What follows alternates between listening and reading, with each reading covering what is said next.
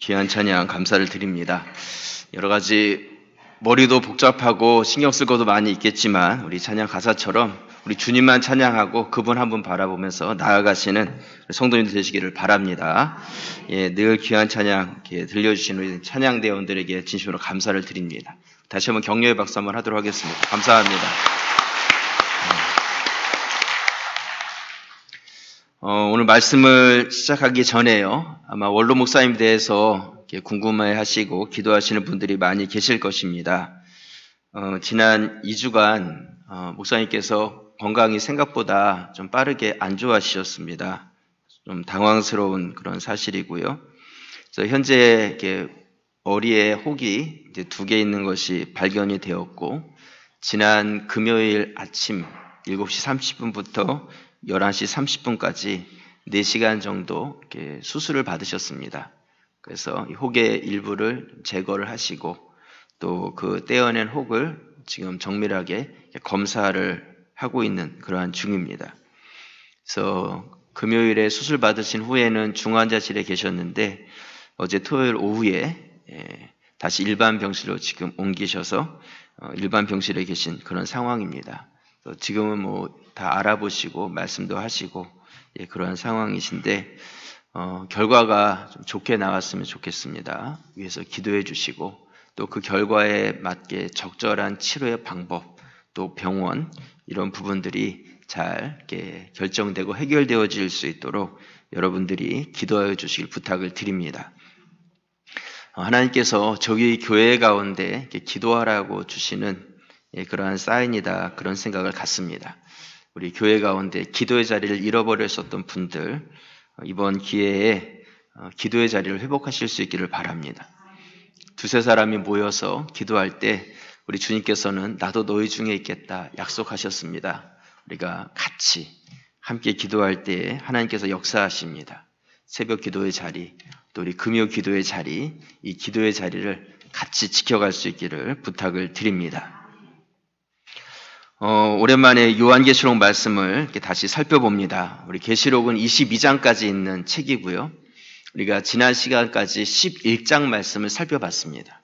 그러니까 계시록 전체 절반의 내용을 살펴봤었고 그 뒤에 우리가 장애인 주일 또 어린이 어버이 주일 이렇게 지켜가면서 계시록 말씀을 2주간 보지 못했습니다. 그래서 오늘부터 다시 이제 12장부터 요한계시록 뒤쪽에 있는 후반기 말씀을 같이 나눠가려고 합니다. 그래서 미리 말씀을 드리는데요. 우리 계시록 말씀이 다 맞춰지면 순별 성경 퀴즈 대회가 있습니다. 범위가 어디겠어요? 네, 똑똑하시네요. 그 정도면 한 문제는 맞출 수 있을 것 같습니다. 네, 요한계시록이 범위입니다. 그래서 말씀을 들으실 때에 잘 귀담아 들으시고 또 내용들을 좀 노트도 하시고 그래서 이번 2017년 요한계시록 말씀이 여러분들 가운데 잘 붙잡힌 바 되고 또 그 흐름을 잘 이해할 수 있는 그런 기회가 되실 수 있기를 바랍니다. 요즘 신천지에서요, 이렇게 나와서 사람들을 만나면 이런 질문을 한다고 합니다. 아담 이전에도 사람이 살고 있었다고 하는데 알고 있습니까? 그러면 이 사람들이 솔깃해가지고 궁금해하죠. 그러면 그게 무슨 얘기입니까? 막 이렇게 이야기를 하면 와보십시오. 우리한테 오면 성경 공부를 통해서 그 내용을 알려드립니다. 이런 식으로 사람들을 유혹하고 있다는 것이죠. 제가 몇 주 전에 저희 집 앞에도요, 이렇게 브로셔가 하나 탁 붙었는데 내용을 보니까 요한계시록 공부를 해드립니다. 성경 공부를 해준다는 거예요. 홍대에 있는 뭐 어디로 오십시오.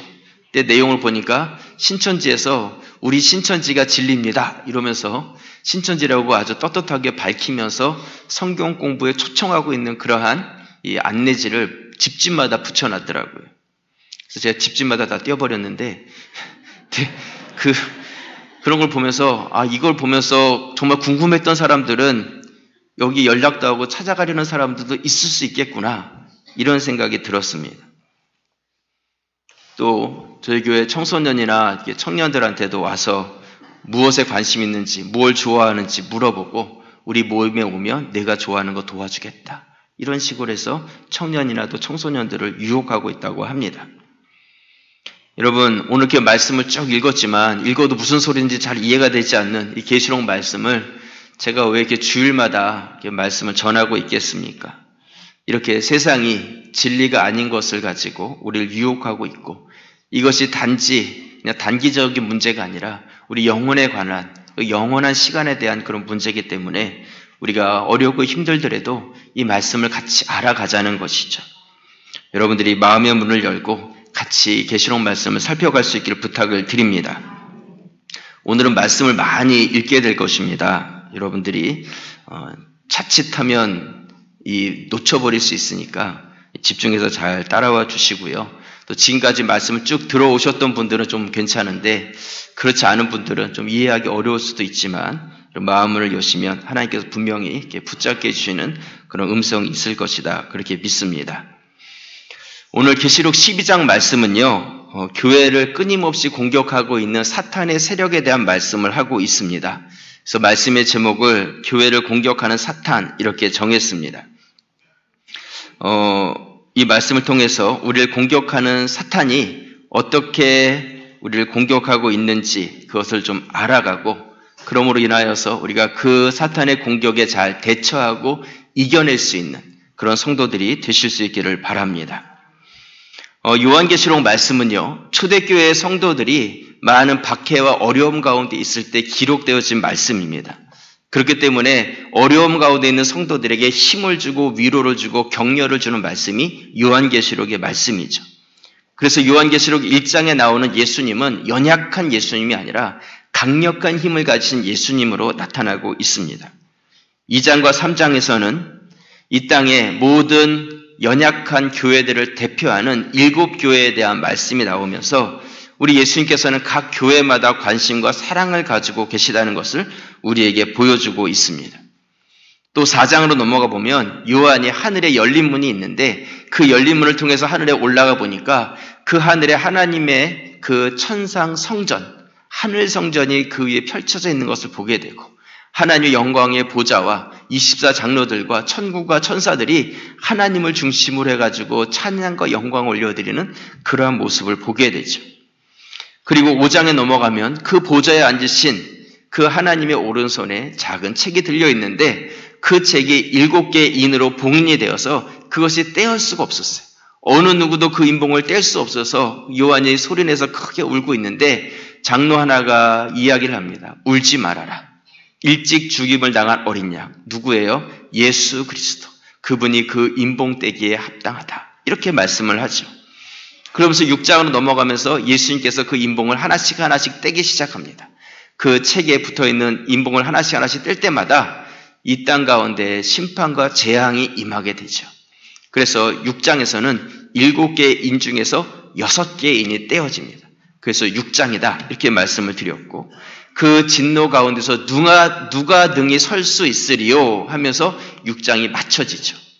그리고 7장에 넘어가면 그 심판과 재앙 가운데 쓸 수 있는 사람이 아무도 없는 것이 아니라 믿음을 가지고 선택받은 자들이 설 수 있는데, 그들이 누구냐면 입맞은 자 14만 4천 명이 그 하나님의 진노 앞에서도 그 진노의 날 능히 설 수 있는 준비된 자들이다, 이렇게 말씀을 하죠.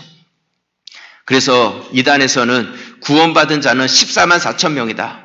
이 숫자 안에 들어가야지만 구원받을 수 있다. 빨리 와라, 이렇게 이야기를 한다고 합니다. 근데 신천지가 이미 17만 명이 넘었대요.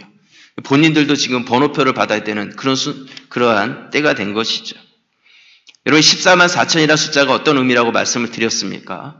구약에 구원받은 자를 대표하는 12지파와 신약에 선택받아서 구원받은 12사도, 이 둘을 곱해서 144에 당시에 가장 큰 수로 여겼던 1000을 곱해서 14만 4천이 되었다. 당시에 만들 수 있는 가장 큰 수고 무한한 수를 의미한다, 이런 말씀을 드렸습니다. 그러니까 빨리 오라고 가실 필요가 없어요. 하나님께서는 이미 구원받은 자들을 다 선택하셨고, 또한 그 구원받은 자들은 하나님께서 그 수에 관계없이 다 하나님 나라에 들이십니다. 하나님의 그 천국은 숫자에 따라서 비좁은 그런 곳이 아니라 하나님께서는 우리에게 이미 충분한 그 하나님 나라를 예비하고 계신다는 것이죠. 8장으로 넘어가면요, 마지막 7번째 인이 떼어지면서 하나님 나라가 완성이 되고, 그리고 이제는 다시 7개의 나팔이 등장합니다. 7인의 재앙이 끝이 나고 7개의 나팔 재앙이 시작되는데, 그 중에서 4개의 나팔이 이 8장에서 불려집니다. 그 4개의 나팔이 불려질 때마다 이 땅 가운데 재앙이 임하게 되는데 사람이 아니라 이 땅에 임하는 재앙이 첫 번째부터 4번째 나팔에서 나오게 되죠. 그리고 9장에서는 5번째, 6번째 나팔이 불려지면서 이제는 땅이 아니라 우리 인간들에게 직접적으로 임하는 그러한 재앙의 말씀이 거기에 나오게 됩니다. 그럼에도 불구하고 이러한 심판의 재앙이 있는데 자기 손으로 행한 일들을 회개하지 않고 오히려 귀신들과 우상에게 절을 하고 그렇게 회개하지 않는 자들이 있다. 그러면서 이 9장이 끝이 나게 돼요. 앞에서 이 진노의 날 누가 능히 설 수 있으리요? 6장에서 말을 하고 7장에서 입맞은 자들의 말씀이 나오는 것처럼 10장에서는 9장에서는 회개하지 않았다 말씀하고 끝났지만 10장에서는 회개한 자들이 있다에 대해서 말씀을 하죠. 남은 자들에 대해서. 그러면서 힘센 천사가 작은 책을 하나 들고 있는데 그 책은 닫혀져 있는 인봉된 책이 아니라 이미 인이 다 떼어져서 펼쳐져 있는 책이고 그 책은 바로 복음을 의미한다 말씀을 드렸습니다. 그래서 요한에게 이것을 받아 먹어라 그렇게 말을 하죠. 요한이 그것을 받아 먹으니까 입에서는 어땠어요? 꿀처럼 달았는데 속에서는 굉장히 썼다 이렇게 말씀을 하고 있습니다. 곧 복음을 받을 때는 기쁨으로 그 말씀을 받았지만 그리고 그 복음대로 살아가려고 할 때에는 어떻다는 거예요? 어려움이 있다는 것이죠. 복음 받은 자의 삶은 고난 또한 어려움의 삶이 우리 가운데 진행되게 된다는 것을 알려주고 있습니다. 복음을 받고 모든 것이 형통하고 다 잘 되면 참 좋겠지만 그렇지 않다는 것이죠. 구원은 기쁘게 달게 받지만 우리는 견뎌내야 될 그러한 심판의 시간이 있다는 것을 우리에게 말씀하고 있습니다. 그러면서 11장으로 넘어가면 두 증인이 나오는데 예수님의 초림과 예수님의 재림 사이에서 박해와 순교를 당하면서도 복음을 힘있게 전하는 증인들에 대한 말씀이 거기에 나오고 있습니다. 그래서 그 기간이 얼마냐? 42개월, 3년 반, 1260일, 한때, 두때, 반때. 이게 다 다른 말 같지만 똑같은 기간이다 말씀을 드렸습니다. 같은 기간을 서로 다르게 표현하고 또 각각의 그 기간대로 또 다른 일들이 있다는 것을 말씀하고 있는 것은 무엇을 의미하냐면 그 예수님의 초림과 다시 오실 그 재림 사이에 다양한 일들이 있을 것에 대해서 말씀하고 있는 것이죠. 같은 기간에 여기서 이런 일이 있지만 또 한편 다른 곳에서는 다른 일들이 일어나는 것처럼 하나님의 교회와 성도들 나가서 복음을 증인을 전하는 그러한 증인의 삶을 살아가지만 또한 사탄은 그러한 교회를 끊임없이 박해하는 일들이 있어질 것에 대해서 말씀하고 있는 것이죠. 그러면서 오늘 계시록 12장이 나오게 됩니다. 12장은요, 어떻게 사탄과 교회가 성도와 사탄이 영적 싸움을 하게 되었는지를 알려주고 있고요. 그리고 이 싸움이 우리 성도들에게, 교회에게 이미 승리가 보장된 그러한 싸움이라는 것을 우리에게 말씀하고 있는 그러한 장입니다. 그래서 요한계시록 12장은 어떻게 시작이 되냐면 구약의 하나님께서 죄인된 인간들, 우리가 다 죄인이잖아요. 우리 죄인들을 구원하실 구원의 계획을 세우셨는데 그 구원 계획의 성취됨으로 요한계시록 12장이 시작이 됩니다. 그렇다면 죄인된 우리가 어떻게 구원을 받게 되었느냐? 그 구원의 성취가 어떻게 되었냐면 바로 하나님의 아들이신 예수 그리스도께서 죄 없는 우리와 같은 인간의 몸으로 이 땅 가운데 오신 성육신의 사건으로 말미암아 우리에게 하나님의 구원의 약속이 성취가 되었다는 것이죠. 그래서 요한계시록 12장은 예수 그리스도의 이 땅에 오심에 대한 말씀으로 시작이 되고 있습니다. 오늘 계시록 12장 1절 말씀에 보시면요. 딴 생각하면 놓칩니다. 여러분 잘 보세요. 요한계시록 말씀 또 언제 들을지 아시겠어요? 네. 12장 1절 하늘에 큰 이적이 보이니 해를 옷 입은 한 여자가 있는데 그 발 아래에는 달이 있고 그 머리에는 12별의 관을 썼더라. 한 여자가 나옵니다. 해를 옷 입고 있어요. 발 아래는 달, 머리에는 별을 쓰고 있습니다. 2절 말씀 함께 읽겠습니다. 이 여자가 아이를 베어 해산하게 되매 아파서 애를 쓰며 부르짖더라. 한 여자가 나오는데 아주 화려한 여자예요. 해와 달과 별에 그러한 영광을 덧입은 그런 영광스러운 여인이 아기를 가져서 이제는 해산을 하게 된 그래서 아기를 낳으려고 지금 고통을 하고 있는 그러한 상황이었어요. 그렇다면 이 여인이 낳게 될 이 아기는 누구겠는가? 바로 예수님이죠. 그래서 어떻게 하냐면 오늘 12장 5절 말씀에 보시면요. 우리 말씀을 함께 읽겠습니다. 여자가 아들을 낳으니 이는 장차 철장으로 만국을 다스릴 남자라. 그 아이를 하나님 앞과 그 보좌 앞으로 올려가더라. 여자가 아들을 낳았는데 그 아들이 장차 철장으로 만국을 다스릴 자라는 거예요. 시편 2장에 보면 메시아 예언에 대한 시에 대한 말씀이 나오는데요. 시편 2편 7절 말씀에 보시면 내가 여호와의 명령을 전하노라. 여호와께서 내게 이르시되 너는 내 아들이라. 오늘 내가 너를 낳았도다. 내게 구하라. 내가 이방 나라를 내 유업으로 주리니 내 소유가 땅끝까지 이르리로다. 9절 함께 읽겠습니다. 내가 철장으로 그들을 깨뜨리며 질그릇같이 부수리라 하시도다. 곧 이 계시록 12장에 이 해와 달과 별의 영광을 얻은 화려하고 아름다운 여인이 배가 아파서 낳을 이 아들은 바로 하나님께서 우리 가운데 약속해 주신 구원자 메시아이신 예수 그리스도를 말씀하고 있는 것이죠. 그렇다면 이 여인이 낳은 이 아기, 이 여인은 도대체 누구겠는가? 우리가 생각할 때는 예수님을 낳았으니까 누구겠어요? 마리아가 아니겠느냐? 이렇게 생각을 하는데 그렇지 않습니다. 이것은 누구를 의미하냐면 바로 하나님께서 이 땅 가운데 예수님을 주시겠다고 약속하시면서 선택하신 이스라엘 민족, 다윗의 뿌리, 곧 이 구약의 하나님이 선택하신 구약 교회를 의미하는 것이죠. 이 구약의 교회의 뿌리 가운데서 예수 그리스도께서 이 땅에 오시게 된 것을 우리에게 말씀하고 있습니다. 스데반 집사가요, 돌에 맞아서 죽기 전에 마지막에 이러한 말씀을 전합니다. 사도행전 7장 38절 말씀에 보시면요. 우리 말씀을 함께 읽겠습니다. 신의 산에서 말하던 그 천사와 우리 조상들과 함께 광야 교회에 있었고 또 살아있는 말씀을 받아 우리에게 주던 자가 이 사람이라. 구약부터 있었던 그분. 그러면서 이스라엘 백성들이 출애굽해서 광야에 나와서 광야 생활했던 것에 대해서 뭐라고 표현하고 있냐면 광야 교회다. 이렇게 표현을 하고 있습니다. 하나님께서 바로 이스라엘 백성들 가운데 계시고 그 구약 시대에도 그 공동체를 하나님의 백성, 하나님의 자녀의 공동체로 세우셔서 교회라는 개념이 무엇입니까? 외형적인 건물이 아니라 하나님을 믿는 성도의 무리를 교회라고 말하고 있는데 바로 이 믿는 자의 무리, 광야 교회를 두셨다는 것을 말씀하고 있는 것이죠. 그리고 그 구약에 약속해 주셨던 이스라엘 백성과 다윗의 뿌리를 통해서 하나님이 구원하시겠다 약속하신 바로 죄 없으신 인간인 예수 그리스도를 이 땅 가운데 보내시고 낳게 해주셨다는 것입니다. 또 오늘 본문에서요, 이 아기와 대적해서, 이 여인과 대적해서 싸우는 용이라는 이 용이 등장을 하는데 이 용은 사탄을 상징합니다. 근데 이 용이 어떻게 지금 나오고 있냐면 이 여인이 배가 아파서 막 아기를 낳으려고 하고 있는데 아기를 낳기만 하면 그 아기를 삼켜서 잡아 먹으려고 그 앞에서 그것을 지켜보고 있는 거예요.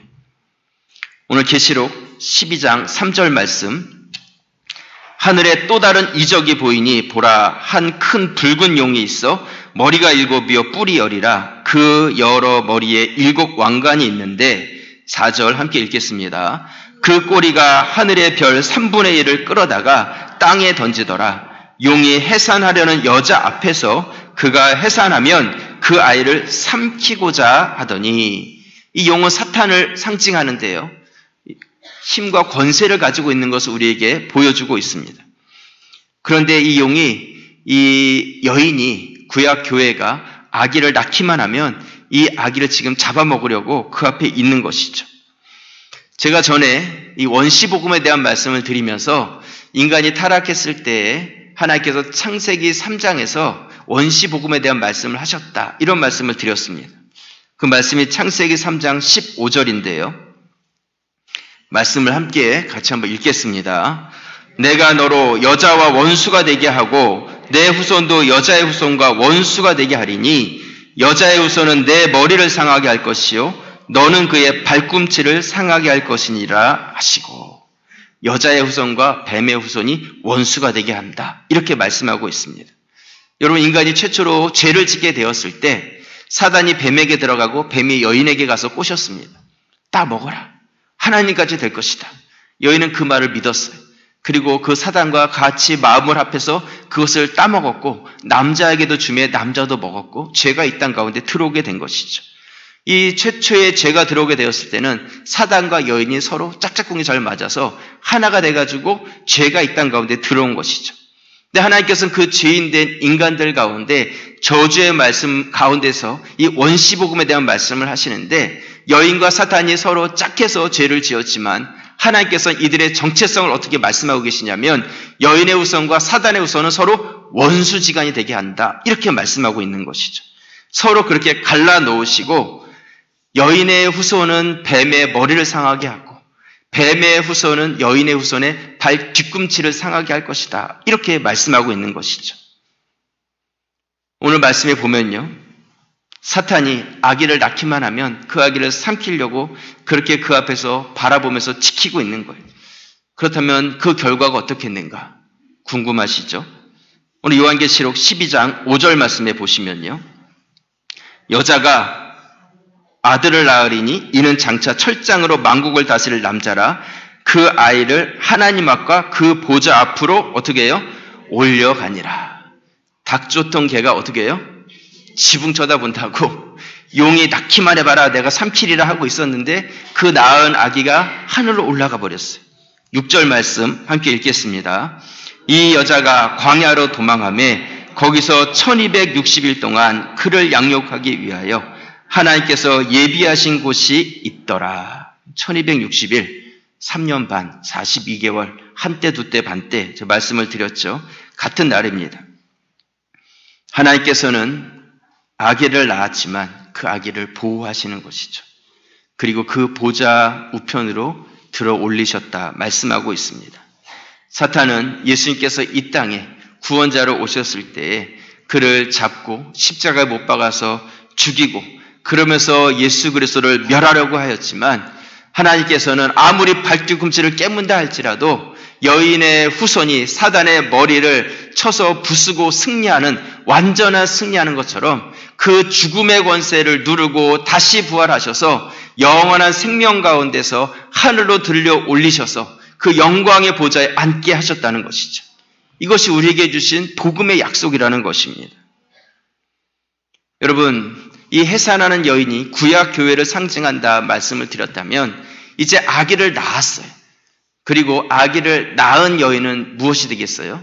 아기를 낳은 여인은 신약의 교회가 되는 것입니다. 구약 교회는 예수 그리스도께서 이 땅에 오실 것을 예표하고 있는 교회라면 신약의 교회는 이미 오신 예수님을 우리가 믿음으로 바라보는 교회가 신약의 교회라는 것이죠. 근데 이 여인이 어떻게 되냐면 이 예수님의 초림과 재림 사이에 1260일 동안 광야로 나가서 그 정해진 곳에서 양육을 받았다. 이렇게 말씀하고 있는 것이죠. 곧 지금 오늘날 모든 교회가 이 동일한 광야의 삶을 살아가고 있는 것입니다. 어렵죠. 힘듭니다. 하지만 이스라엘 백성들이 광야 가운데 있을 때 하나님께서 그들에게 마실 물을 주었고 먹을 것을 공급해 주셨고 때로는 발이 부르트지 않도록 옷이 헤어지지 않도록 마늘과 부추가 없어도 만나만 먹고도 그들이 건강할 수 있도록 하나님께서 그렇게 지켜주셨듯이 그렇게 우리를 양육하고 보호하고 계신다는 것을 우리에게 약속하고 계시는 것이죠. 요한계시록 12장은 바로 이 말씀을 우리에게 하고 있는 것입니다. 용과 여인의 싸움.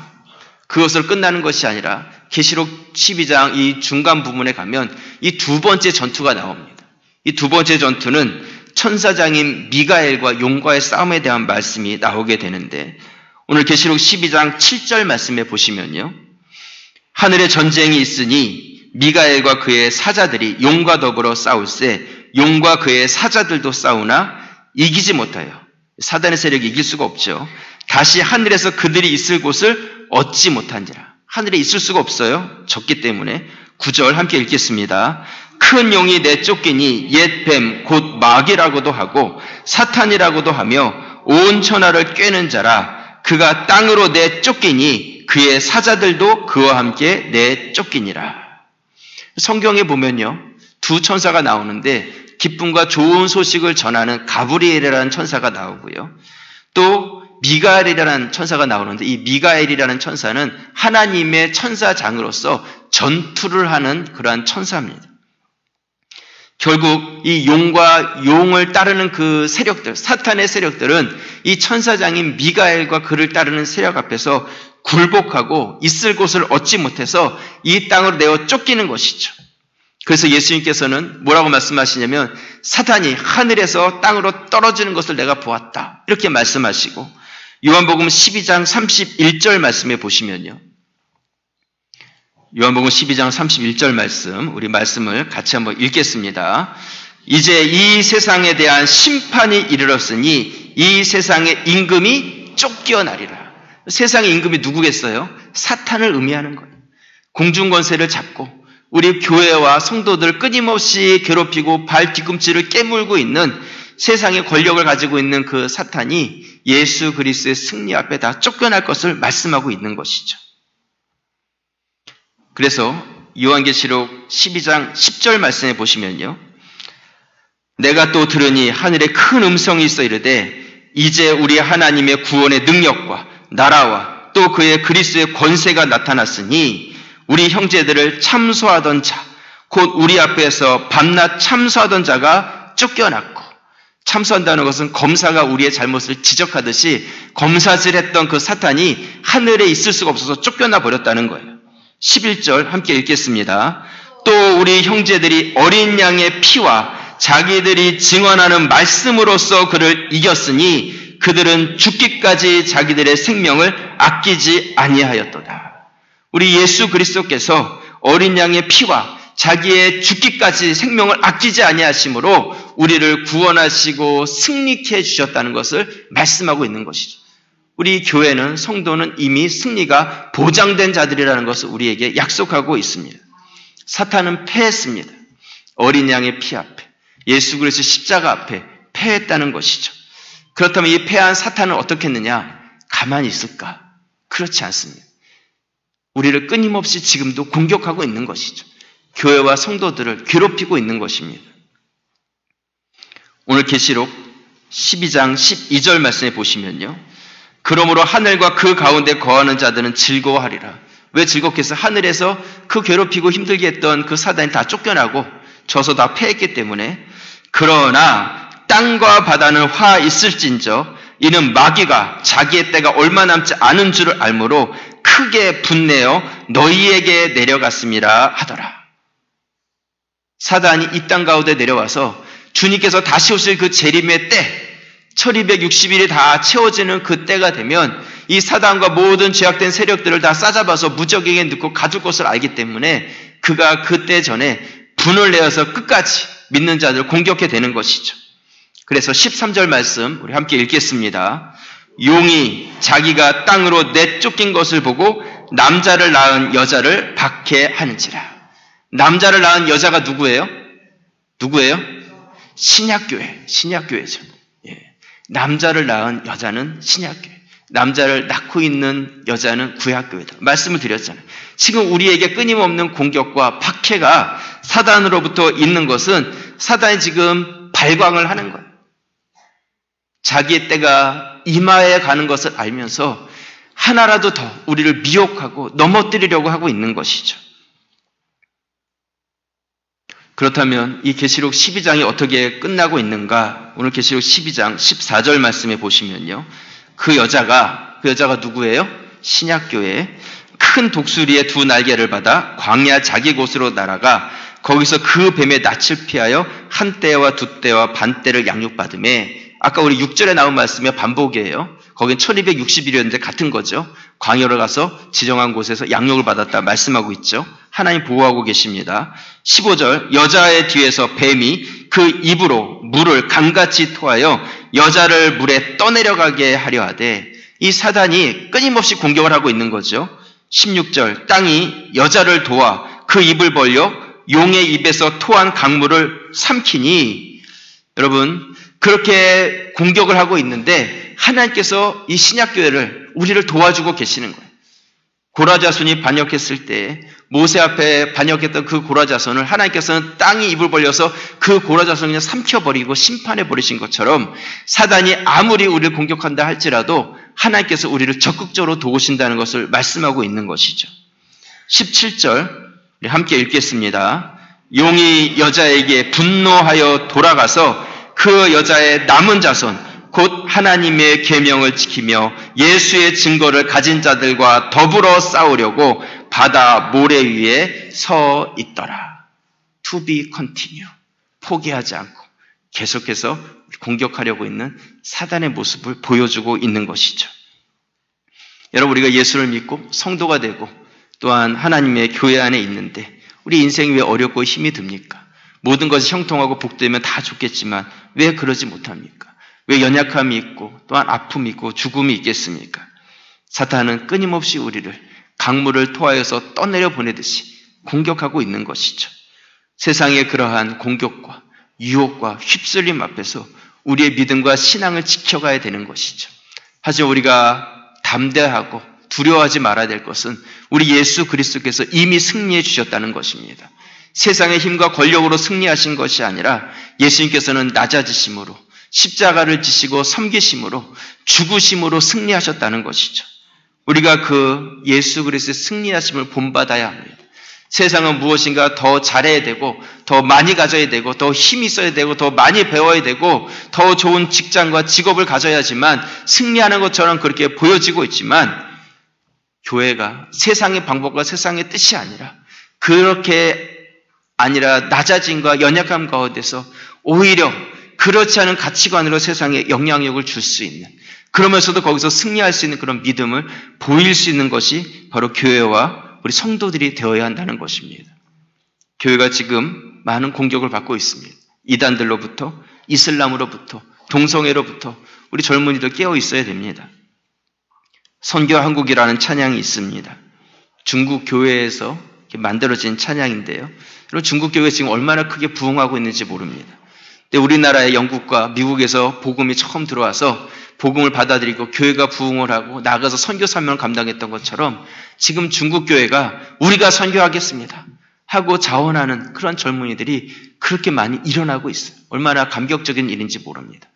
그래서 그러한 선교의 비전을 가지고 지어진 곡이 바로 이 중국 교회에서 많이 불려지고 있는 이 선교한국이라는 찬양입니다. 그 곡을 우리나라에 들어와서 우리나라 것으로 이렇게 번역을 한 그 곡인데 이 찬양의 가사가 너무 은혜스럽습니다. 가사를 제가 불러드리면요. 영원한 주님의 십자가 사랑, 우리 십자가 사랑으로 승리된다고 말씀을 드렸죠. 우리를 재촉하시네. 복음 들고 땅끝까지 향해 일어나 너 거침없이 나아가라. 모든 고난 핍박이 와도 우리 믿음 더욱 견고해. 선포하리 하나님 나라 주님의 교회 승리하리라. 오늘 말씀하고 너무 딱 맞는 말씀이에요. 그래서 오늘 이 찬양을 여러분들 같이 조금 이따 부르려고 하는데요. 아마 아무도 모르실 거예요. 하지만 여러분 말씀을 생각하면서 사명을 생각하면서 같이 힘있게 부르셨으면 좋겠고 또 우리 교회에서 기회 될 때마다 우리 이런 찬양을 많이 불렀으면 좋겠습니다. 우리 교회가 선교적 교회로 가야 되는데 이런 선교적 비전을 가진 찬양들을 함께 부르고 같이 매주 이렇게 또한 우리 삶 속에서 이런 찬양들이 자연스럽게 불려지면서 사명을 새롭게 하는 우리 성도들이 되실 수 있기를 주님의 이름으로 부탁을 드립니다. 기도드리겠습니다. 감사합니다.